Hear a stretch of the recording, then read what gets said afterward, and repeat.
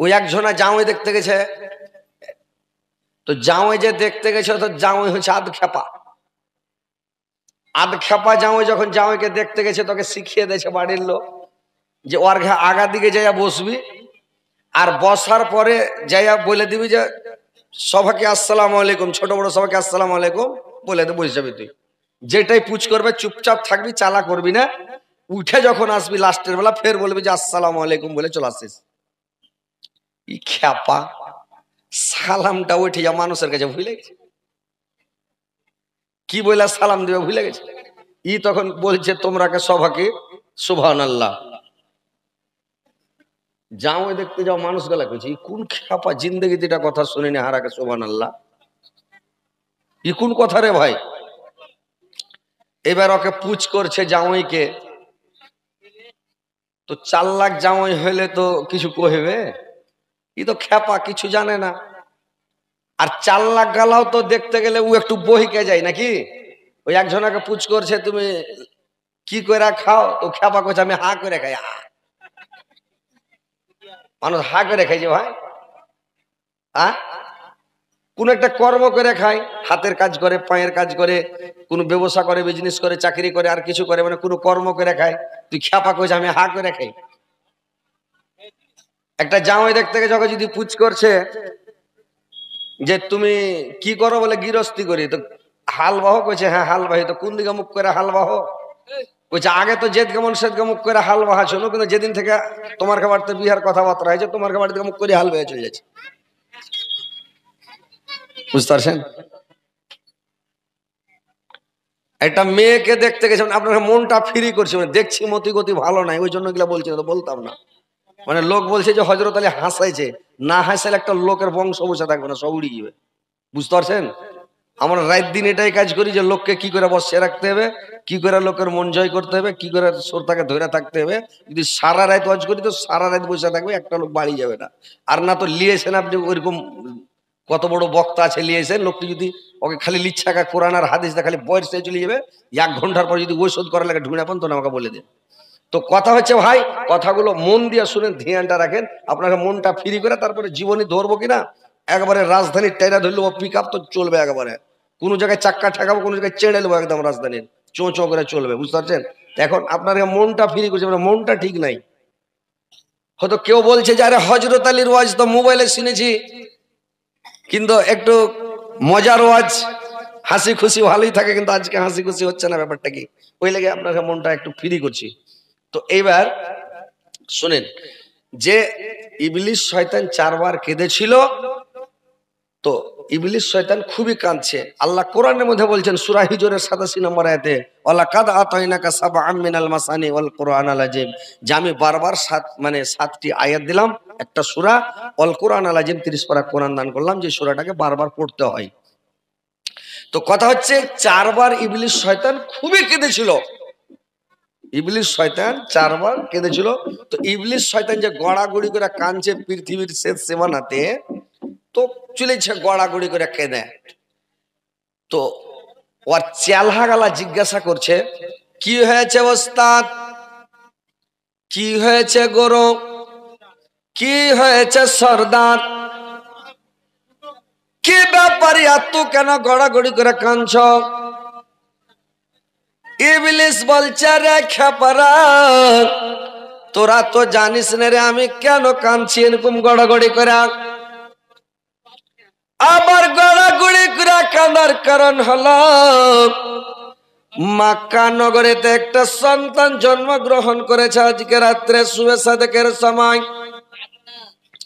ছেলেটা হলো বিশ্বের নবী, 1,24,000 নবীর সর্দার। এটা শেষ জামানার নবী, এর পরে আর কোন নবী রাসূল পৃথিবীতে আসবে না। অন্য অন্য নবীর জামানাতে অন্য নবী এসেছে, তারপরে অন্য নবী এসেছে, ধর্ম রদ বদল হয়েছে, কাজ কর্ম রদ বদল হয়েছে, কিন্তু এমন নবী আজকে জন্মগ্রহণ করেছে কিয়ামত পর্যন্ত এর ধর্ম রদ বদল হবে না। কিয়ামত পর্যন্ত এর ধর্ম মানে যেটাই আইন কানুন আছে সেটাই থাকবে। আর এর মানে উম্মতে মুহাম্মাদিরা এত আলেম হবে, এত মুলবি হবে, প্রত্যেক গ্রামে 10টা 20টা 30টা করে মুলবি হবে, আইলা মক্কা মুলবি হবে। এর উম্মতকে ভটকার পটকা মুশকিল হয়ে যাবে, এর উম্মতকে ভটকা যাবে না। এই বেলা খালি গড়াগড়ি করে কাঁদছে আর বুকে খালি বাড়ি মেরে চলে যাচ্ছে। তো ইবলিসের চেলহা, মানুষ বলে বাঁশ যদি খুব তাগড়া হয় তোর কমচিও খুব হ্যাংড়া হবে নাকি ভাই? বাঁশ যদি তাগড়া হয় আর কমচি খান তাগড়া হবে না, তো তাগড়া হবে। তো ইবলিসের চেলহা গেল খুব মানে ওরকম বেরেনিয়ান মানে তাগড়া। ওরা বলছে ওস্তাদ চিন্তা কেন, এরা বাড়ি চলে গেছে নাকি, জায়গা দিতে পারেন না নাকি আপনারা জি? ওইখানে না বেঁধে এখানে বাঁধেন না, ওই জায়গায় ওই খুঁটাতে না বেঁধে কাপড় খান, এটা খুঁটাতে বেঁধে দেন, জায়গাটা বেড়ে বর্গে। এবার শুনেন,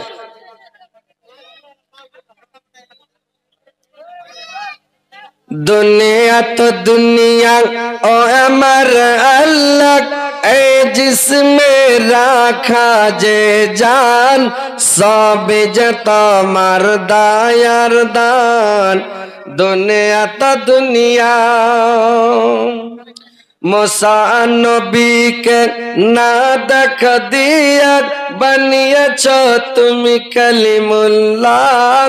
इस्माइल नबी जब ना होया गल जबहुल्लाह। दुनिया तो दुनिया, दुनिया तो दुनिया ओ अमर अल्लाह ऐ जिसमें रखा जे जान सब जता मरदा यारदान। दुनिया तो दुनिया। আপনারা হাল্লা করবেন না, শান্তিভাবে শুনেন। এবার ইবলিস যখন খুব গড়াগড়ি করে কাঁদতে লাগলো, দেখো শয়তানের কি দুর্দশা, ছাড়ে কাবা ঘরের বাসা। কেন্দা কেন্দা গলা ভেঙে দারুণ বুক থাবড়াই রে, ধীরে ধীরে পর্দা চিরা নবী এলেন তাই রে, নবী এলেন তাই রে।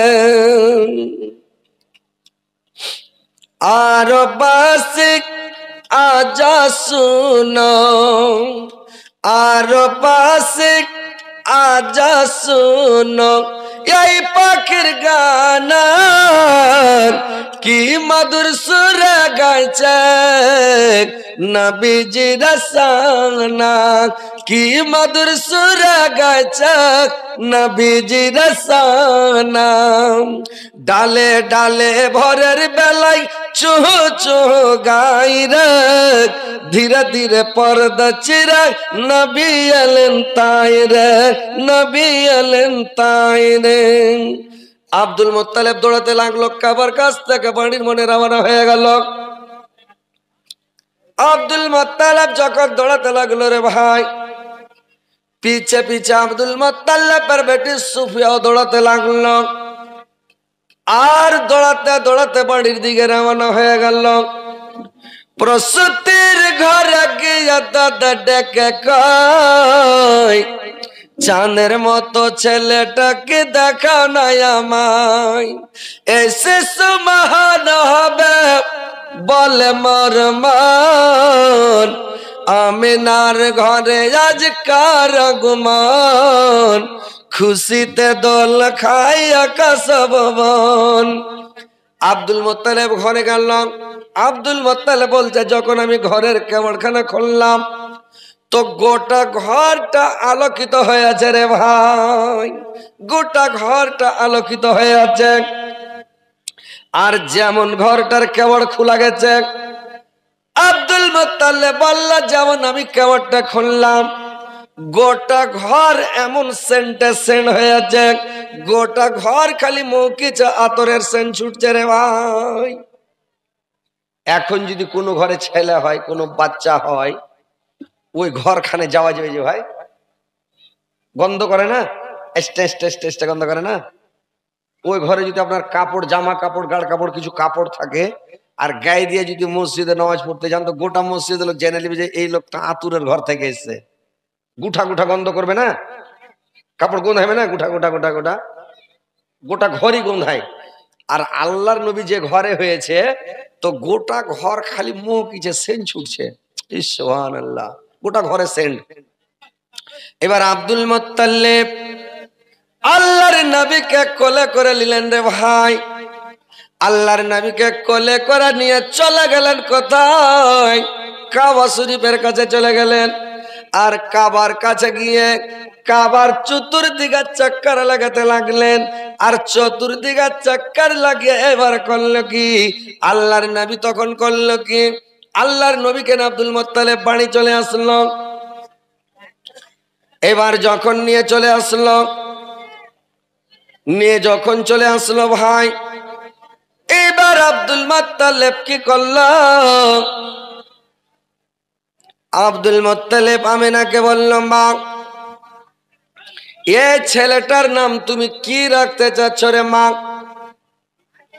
এই ছেলেটার নাম তুমি কি রাখবে মা, তুমি বলো। আমিনা বলল, আব্বা আপনি বলেন এই ছেলেটার নাম কি রাখবেন, আপনি বলে দেন। আব্দুল মুত্তালিব বলল, না রে মা, এই ছেলেটার নাম তুমি বলো, ছেলেটার নাম কি রাখবে মা তুমি বলে দাও। তো আব্দুল মুত্তালিব বলল, মা তুমি বলো ছেলেটার নাম তুমি কি রাখবে। আমিনা বলল, আব্বা এই ছেলেটার নাম রেখে দেন মোহাম্মদ, কিংবা এই ছেলেটার নাম রাখেন আহম্মদ। এই দুটা নামের মধ্যে একটা নাম রেখে দেন আব্বা। আব্দুল মুত্তালিব বলল, ঠিক বলেছ মা। যেরকম সারা সৌদি আর মাটিতে মক্কা নগরেতে এরকম সুন্দর ছেলে কারুর নাই, এরকম সুন্দর নাম কোন মানুষেরও নাই। যেমন ছেলেটা সুন্দর ওইরকম ছেলেটার নাম হলো সুন্দর। এই ছেলেটার নাম রেখে দাও মোহাম্মদ। আল্লাহর নবীর নাম রেখে দাও হলো মোহাম্মদ। আর এখনকার মানুষের যদি ছেলে পিলা হয়েছে তো ছেলে পিলার নাম ভালো রাখে না রে ভাই। যদি খুব তাগড়া ছেলে হলো বডি বলা, ছেলেটা যদি তাগড়া হয় তোর নাম রাখছে গব্বর সিং। ছেলেটা যদি কমজোর দুর্বল হয় তোর নাম রেখে দিলে পাতানু।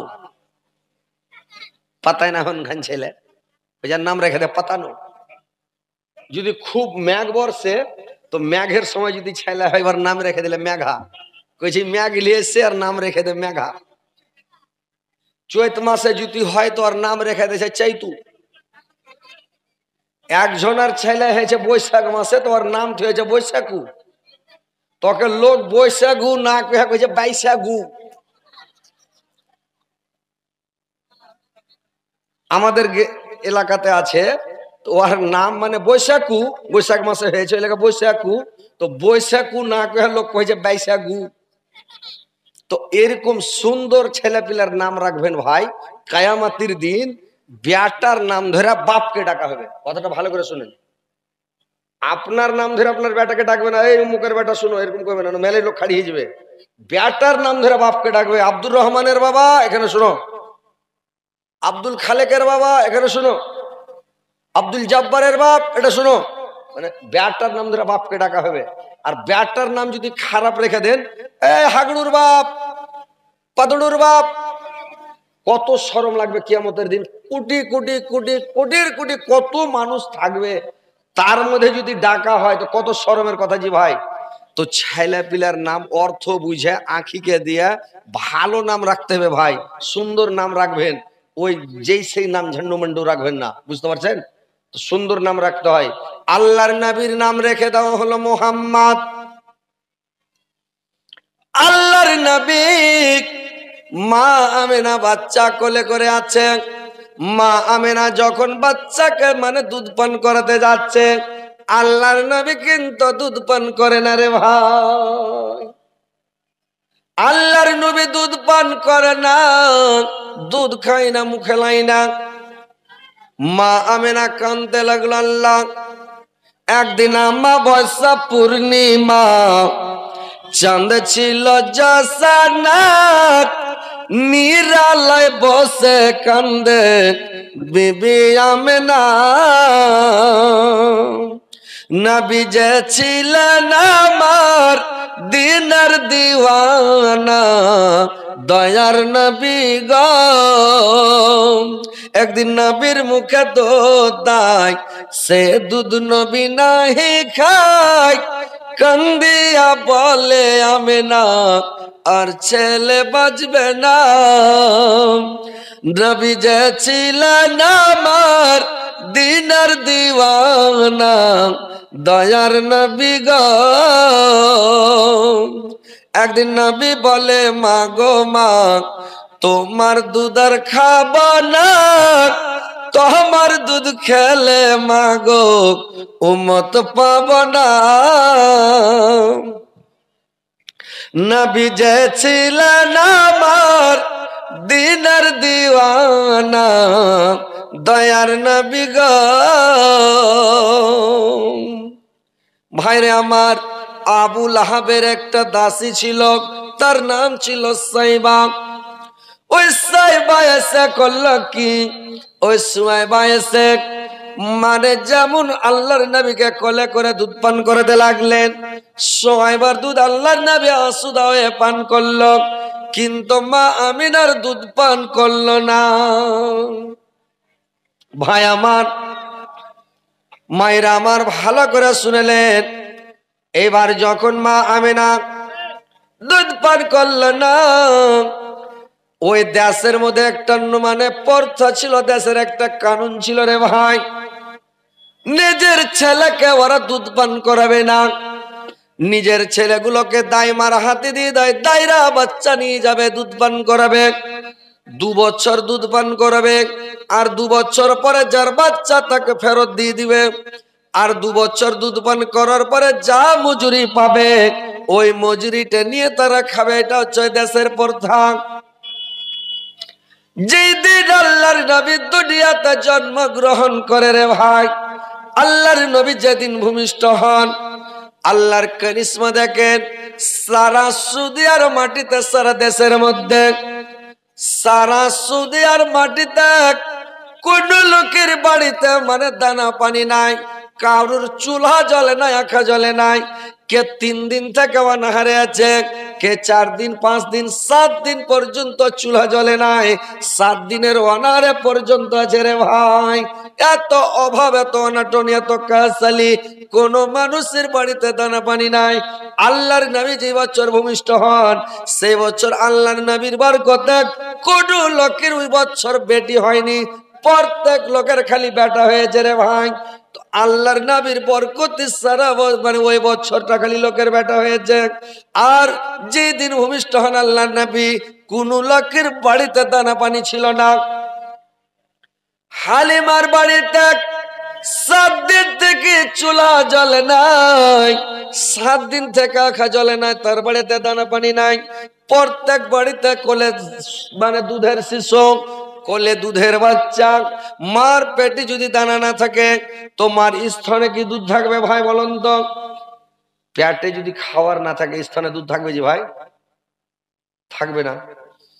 মার স্তনে দুধ নাই, বাচ্চাগুলো সারা রাত কানে রে ভাই। গোটা গ্রামে, গোটি দেশের মধ্যে মানে হইচই, সারা রাত বাচ্চা কানে, হাও মাও করে বাচ্চা কানে। বড় মানুষ তো নয় যে কাটমুট করে থেকে যাবে। দুধের বাচ্চা, ছোট শিশু কানে। ও আর কান্নার কারণে, পেরেশানির কারণে গোটা বাড়ির কোনো মানুষকে নিন্দ আসে না, ঘুম আসে না। সবাই গোটা বাড়িটা পেরেশান হয়ে আছে। হালিমার বাড়িতে 7 দিন থেকে দানা নাই।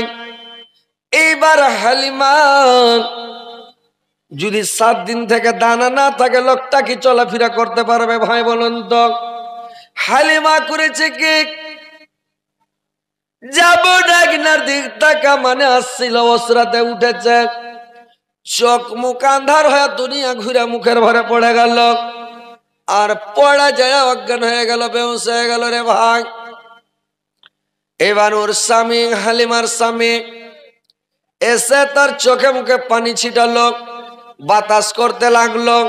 বাতাস করতে করতে করতে করতে কিছুক্ষণ পরে তার জ্ঞান ফিরল।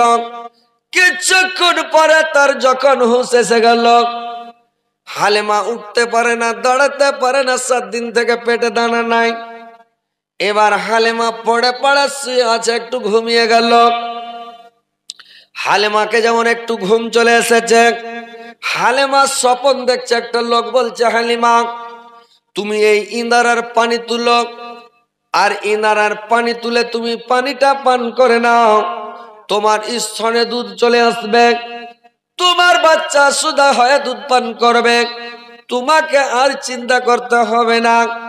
যাও হালিমা তুমি পানি পান করো, কিন্তু এই কথাটা কারোর সামনে তুমি বলবে না। এবার হালিমা গেল রে ভাই, ওই ইন্দারার পানিকে উঠালো, আর ইন্দারার পানি উঠিয়ে হালিমা ইনারার পানি তুলে আর সুদা হয়ে পানি পান করল। যেমন পানি পান করলা সুধা হয়ে হালিমার স্তনে এমন হয়ে দুধ নেমেছে। হালিমার যেমন ঘুম ভেঙেছে, চেতন হয়ে হালিমা দেখছে তার স্তন দিয়ে দুধ আপনা আপনি টপ টপ টপ টপ করে ফটফট করে বয়ে পড়ছে। হালিমা নিজের দুধের বাচ্চাকে ডেকে স্তনে লাগালো, বাচ্চা আসুদা হয়ে দুধ পান করলো, দে বাচ্চা ঘুমিয়ে গেল। এইবার পাড়া প্রতিবেশীর মহিলারা হালিমাকে এসে জিজ্ঞাসা করে, হালিমা কি ব্যাপার রে বোন, কিছুক্ষণ আগে দেখলাম তোমার স্তনে দুধ ছিল না, আর তুমি কি খেলে তোমার স্তনে কেন এত দুধ নেমেছে, কি ব্যাপার বলো? আমার বাচ্চা দুধ খেতে পায় না, কত কাঁদছে, তো বলো তো বোন। কিন্তু হালিমাকে মানা করে দেওয়া হয়েছিল, হালিমা কোনো কথা বলল না, চুপচাপ থেকে গেল। এইবার বিকাল বেলা ভাটি বেলা গোটা গ্রামের মহিলারা সবাই পাহাড়ের দিকে চলে গেল, মাটির দিকে চলে গেল, যে কিছু ঘাস কাটবো, মানে লকড়ি খড়ি মানে ঘাস কাটবো, আর ঘাস কেটে নিয়ে এসে বাজারে বিক্রি করব। যা 2-4 টাকা হয় বিক্রি করে কোনো আনাজ কিনে, কোনো সামান কিনে, খেজুর খুরমা কিনে, কোনো জিনিস কিনে ছেলে পিলের মুখে একটু দিব, হয়তো ছেলে পিলের মুখে পানি উঠে মারা যাবে, তো একটু কিছু খেলে আর পানিটা উঠবে না, যাক যায়। গোটা গ্রামের মহিলারা পাহাড়ের কাছে গিয়ে সব ঘাস কাটতে লেগেছে ভাই। কে 2 মুঠ 4 মুঠ 5 মুঠ এক পাঞ্জা করে ঘাস কাটা হয়েছে। পাহাড়ের দিক থেকে একটা আওয়াজ আসলো, আরে হালিমা তুমি বাড়ি ফিরে যাও, কালকে সকালবেলা মক্কা নগরীতে চলে যাও। মক্কা নগরীতে একটা শিশু জন্মেছে, একটা বাচ্চা জন্মগ্রহণ করেছে, ওই বাচ্চাটা তুমি নিয়ে এসো, তোমার কিসমত চমকে যাবে, নসিব চমকে যাবে, যাও তুমি বাচ্চাটা নিয়ে এসো হালিমা। যেমন এই আওয়াজ শুনতে পেল, গোটা গ্রামের মহিলারা ঘাসটিকে ছিটিয়ে ফেলে দিলেন।